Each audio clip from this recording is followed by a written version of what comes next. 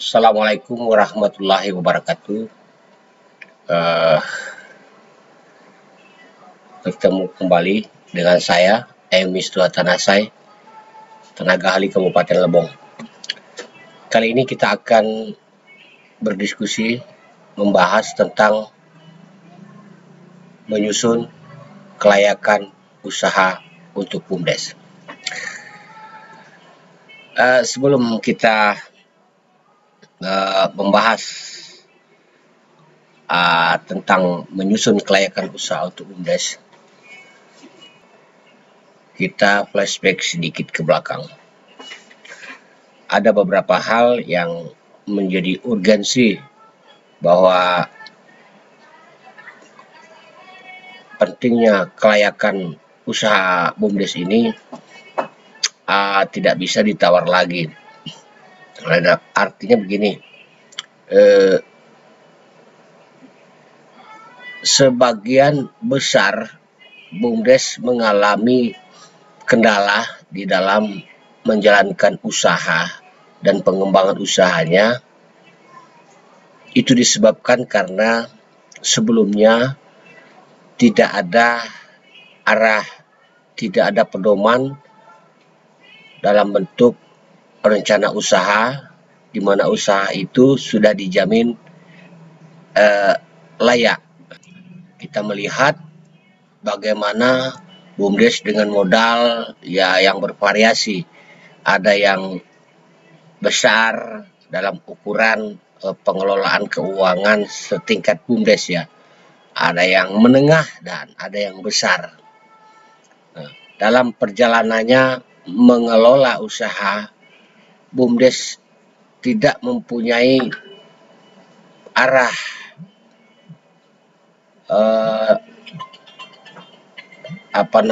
ukuran-ukuran yang harus dicapai juga tidak begitu jelas, sehingga BUMDes berjalan apa adanya tanpa ada perhitungan-perhitungan atau target-target yang harus dicapai.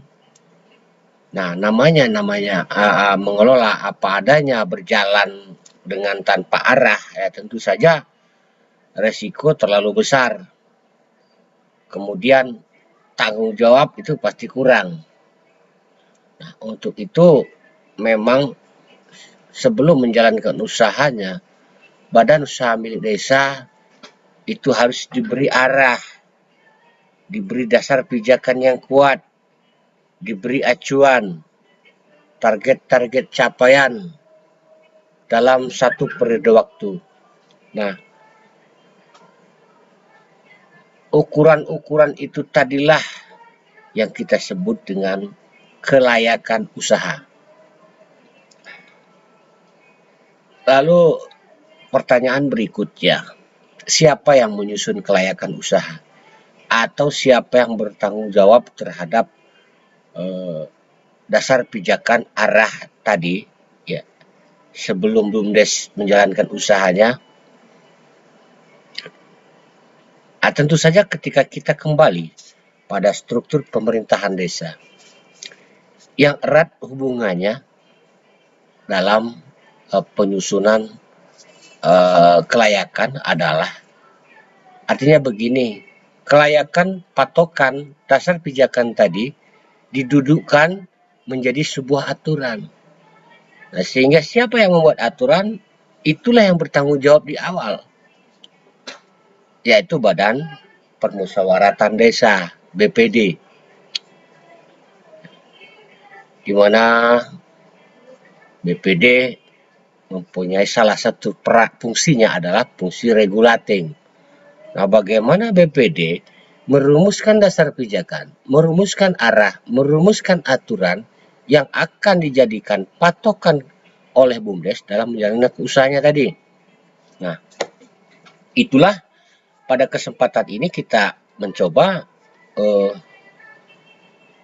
apa langkah-langkah yang harus dilakukan oleh BPD dalam menyusun aturan tadi, dasar pijakan dan arah tadi. Nah, artinya untuk sebuah usaha harus ada pedoman atau acuan jenis-jenis usaha yang layak. Nah, mari kita coba bahas di sesi ini, yaitu menyusun kelayakan usaha BUMDes.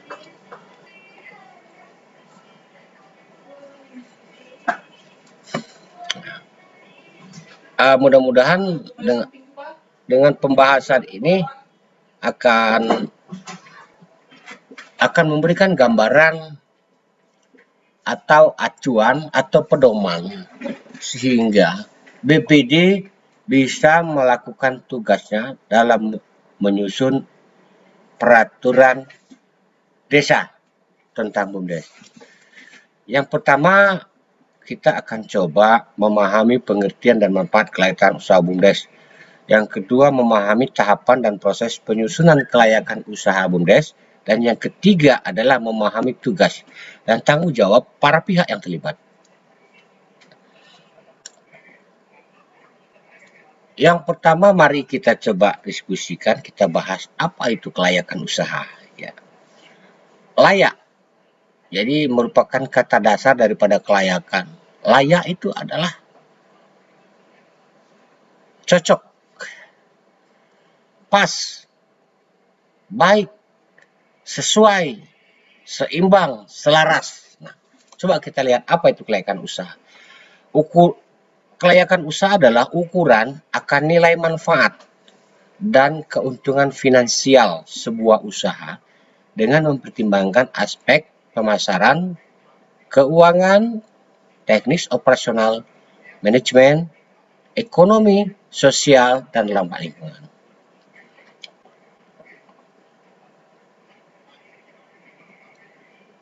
Pertanyaan kedua, apa manfaat menyusun kelayakan usaha? Di depan tadi sudah sedikit saya singgung. Manfaatnya adalah satu, menghindari risiko kerugian. Nah, artinya, usaha yang dijalankan oleh BUMDes adalah usaha yang sudah diukur kelayakannya oleh tim. Dan BUMDes tidak bisa keluar dari usaha yang sudah diukur kelayakannya tadi. Sehingga risiko-risiko kerugian bisa dieliminir sejak awal. Yang kedua, memudahkan perencanaan. Ya, perencanaan adalah berupa ukuran-ukuran, target-target dalam hubungan sebuah usaha. Di sini adalah yang erat hubungannya adalah masalah keuangan. Bagaimana merencanakan sebuah keuangan yang di dalamnya ada biaya, kemudian ada keuntungan, kemudian ada resiko, dan kemudian ada, kalau di BUMDes ada namanya SHU. Jadi perencanaan yang dilakukan, nanti perencanaan usaha yang dilakukan, BUMDes akan mudah menyusun rencana usaha. Oke. Yang ketiga adalah memudahkan pelaksanaan pekerjaan. Artinya jelas, relnya jelas. Jadi dalam melaksanakannya dia akan mudah, tidak ngambang lagi. Yang keempat adalah memudahkan pengawasan atau pengendalian. Jadi, ketika patokan-patokan, ukuran-ukuran sudah dibuat di awal, itulah nanti akan dijadikan bahan dalam mengawasi atau mengendalikan. Jadi setiap periode waktu, periode keuangan, itu bisa diukur capaian-capaian, apakah sudah tercapai atau belum. Nah, inilah gunanya menyusun kelayakan usaha. Kemudian yang ketiga adalah pihak yang berkepentingan dengan kelayakan usaha. Ya, artinya ada pihak-pihak, kalau BUMDes tentu pihak yang paling berkepentingan adalah masyarakat. Kemudian pihak mitra BUMDes. Bagaimana orang bisa mau bermitra ketika tidak ada analisa kelayakan. Jadi inilah kira-kira ada 5 manfaat daripada menyusun kelayakan usaha BUMDes. Selanjutnya kita aspek apa saja yang disebut untuk menjadi ukuran kelayakan tadi. Mari kita lihat, ada sebuah kelayakan usaha itu yang pertama aspek legalitas, kemudian aspek pemasaran, aspek keuangan, aspek pengelolaan, dan aspek dampak ekonomi, sosial, dan lingkungan. Jadi ini sebuah yang kelima, ini adalah ciri khas keunggulan daripada BUMDes. bahwa tujuan akhirnya adalah memberikan dampak ekonomi, dampak sosial, dan dampak lingkungan. Nah, ini aspek-aspek kelayakan usaha bagi BUMDes. Seperti apa itu? Jadi, mari kita lihat. Yang pertama legalitas. Legalitas adalah status badan hukum, NPWP, dan perizinan lainnya. Kemudian aspek pemasaran adalah bagaimana kita menganalisa konsumen atau pelanggan atau pengguna daripada usaha tadi, berapa jumlahnya, di mana posisinya, berapa kebutuhannya. Jadi, oke. Kemudian aspek keuangan adalah seberapa besar. Jadi semuanya satu aspek-aspek yang saling berhubungan. Misalnya BUMDes meminta uang 100 juta. Apakah jumlah 100 itu layak dengan aspek pemasaran dan aspek yang lain?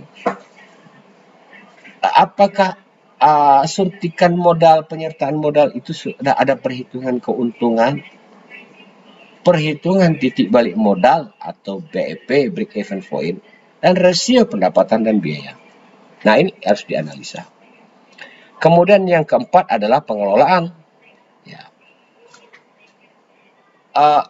Struktur kelembagaan. Jadi yang diamanatkan oleh PP 11 tentang BUMDes itu, bahwa struktur yang terkecil daripada BUMDes adalah direktur, sekretaris, dan bendahara. Nah, apakah struktur itu layak untuk mengerjakan sebuah kegiatan usaha dengan modal 1 miliar? Nah, gitu. Atau misalnya modalnya 50 juta. Ketua, sekretaris, bendahara, lalu ada divisi A, divisi B, divisi C, gemuk. Layakkah? Nah, itu tentang struktur kelembagaan. Yang kedua, bagaimana aturan main? Aturan main itu ya terdiri dari pertama anggaran dasar, anggaran rumah tangga, SOP, dan description of job. Bagaimana ini harus disusun sesuai dengan kebutuhan agar menjadi layak. Kemudian yang ketiga adalah kapasitas pengelola. Oke. Yang terakhir adalah aspek dampak ekonomi, sosial, dan lingkungan. Nah, ini adalah tujuan akhir daripada usaha yang dilakukan oleh BUMDes. Selanjutnya, bagaimana cara menyusun kelayakan usaha BUMDes? Ada langkah-langkah tadi berhubungan erat dengan fungsi BPD. Yang pertama adalah pembentukan tim penyusun, kemudian penggalian potensi ekonomi desa, lalu menggagas pilihan usaha, dan menggalang kesepakatan. Ini sebuah rangkaian yang harus dilaksanakan sebelum BUMDes menyusun program kerja. Oke. Yang terakhir, kita lihat bagaimana kita menggalang kesepakatan semua pihak, semua unsur yang berhubungan. Jadi, pembahasan tentang penggalian dan pilihan usaha, kelayakan tadi dibahas secara transparan, terbuka, secara bersama-sama, sehingga menimbulkan rasa tanggung jawab dan partisipasi yang tinggi. Mari kita lihat satu-satu. Pembentukan tim sebaiknya ditetapkan di dalam musyawarah desa dengan beberapa penjelasan di awal, sehingga susunan tim bisa kita rumuskan berapa jumlahnya dan siapa saja yang menjadi anggota. Yang kedua, diperkuat melalui SKKdes, lalu terdiri dari unsur pemerintahan desa, BPD, dan unsur masyarakat, khususnya para pelaku ekonomi. Kemudian keterwakilan perempuan dan keterwakilan dunia usaha. Kedua adalah penggalian potensi ekonomi desa. Nah, ini satu sesi nanti akan kita bahas secara khusus bagaimana teknik penggalian potensi ekonomi desa. Artinya bahwa relevansi daripada jenis usaha nanti sangat berhubungan erat dengan potensi ekonomi yang ada di desa. Yaitu apa itu? Mendata aset desa, menemukan potensi desa, mengenali kebutuhan masyarakat, melakukan kelayakan usaha. dan merumuskan alternatif jenis usaha yang layak. Masuk kepada tahap yang ketiga, itu menggagas pilihan usaha. Jadi dirumuskan dulu pilihan usaha, menyusun argumennya, memperhitungkan jangka waktu, dan memenuhi kebutuhan masyarakat. Selanjutnya baru setelah ini nanti pilihan ya. Nah, pilihan inilah nanti yang akan dirumuskan berdasarkan peringkat. Nanti hasil daripada tim nanti adalah peringkat pilihan jenis usaha sesuai dengan level kelayakannya tadi. Oke, nah selanjutnya baru ini disosialisasikan di tengah-tengah masyarakat agar untuk memperoleh partisipasi dukungan dari masyarakat. Lalu dipresentasikan di Musdes dan ditetapkan perdes dan aturan lainnya. Oke. Nah, sehingga apa yang dirumuskan itu akan memperoleh dukungan, atau bahasa kerennya adalah tindakan kolektif kolegial. Nah, bagaimana tahapannya? Menyusun pembentukan tim musyawarah desa, penyusunan tim penyusun. Kemudian wajib dilakukan pembekalan, lalu penggalian potensi ekonomi desa dan aset desa. Kemudian merumuskan pilihan jenis usaha. Lalu sosialisasi dan pembelajaran. Nah, ini fase yang sangat penting ini. Sebagian besar bahwa BUMDes kita itu mengalami kebangkrutan, mengalami stagnasi, mengalami kerugian. Karena kurangnya dukungan dari masyarakat, kurangnya partisipasi di masyarakat, dan kurangnya pengawasan. Nah, untuk memperoleh itu semua, ini wajib disosialisasikan pembelajaran, sehingga semua lini, semua level di masyarakat memahami apa semangat dan tujuan didirikannya BUMDes. Nah, setelah itu baru kita tetapkan jenis usaha di dalam musyawarah desa, dan di sini harus berargumen bahwa pilihan-pilihan usaha itu layak dan itu diakui oleh peserta musyawarah. Nah, inilah yang kita sebut tadi, kita mendorong tindakan kolektif kolegial, sehingga semangat mendirikan BUMDes, menjalankan BUMDes itu bukan hanya semangat kepala desa, bukan hanya semangat BPD, bukan hanya segelintir elit, tapi semangat unsur masyarakat desa. Nah, selanjutnya baru pengurus BUMDes yang terpilih, ya, itu nanti menyusun program kerja. Misalnya nanti terpilih jenis usaha yang layak itu 3. Diurutkan prioritas. Nah, prioritas pertama dulu dikerjakan oleh BUMDes, susun program kerja. Jangka panjang, jangka menengah, dan jangka pendek. Nah, ini merupakan bagian yang tersendiri, nanti akan dibahas bersama pengelola BUMDes yang terpilih. Ya, sesi tersendiri kita akan bahas bagaimana menyusun program kerja BUMDes. Lalu, nah ini, ya, direktur pengelola BUMDes menyusun program kerja yang akan kita bahas berikutnya. Tapi sebelumnya kita coba lihat apa itu menyusun program kerja, yaitu bagaimana menyusun struktur pengelolaan BUMDes. Jadi struktur sesuaikan dengan kebutuhan. Dibahas bersama penasihat dan pengawas, ditetapkan melalui Perkades. Jadi tidak musyawarah lagi menetapkan program kerja, tapi dibahas dengan penasihat dan pengawas dan ditetapkan oleh dalam Perkades. Jadi nanti pengawas dan penasihat akan melakukan kontrol pengendalian setiap bulan. Nah, apabila dipandang perlu nanti dalam pengendalian itu harus dilakukan musyawarah desa khusus, baru kita musyawarahkan. Kemudian menyusun program kerja. Apa visi misi, target capaian jangka panjang, analisa dampak ekonomi sosial dan lingkungan, dan menyusun bisnis model. Kemudian menyusun rencana usaha, menyusun analisa usaha, menyusun kebutuhan biaya, memperhitungkan proyeksi pendapatan, dan menyusun RAPB BUMDes. Rencana anggaran pendapatan dan belanja BUMDes disusun adalah satu periode 1 tahun. Nah, inilah nanti pengurus BUMDes akan menyusun ini. Nah, akan dibahas secara khusus pada episode berikutnya.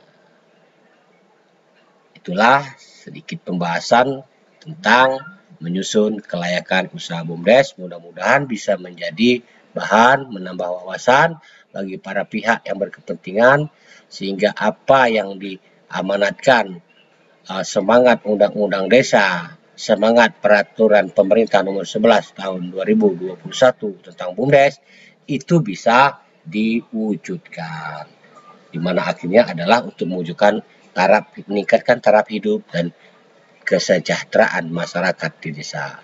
Lebih dan kurang mohon maaf. Wallahul muwaffiq ila aqwamit thoriq. Wassalamualaikum warahmatullahi wabarakatuh.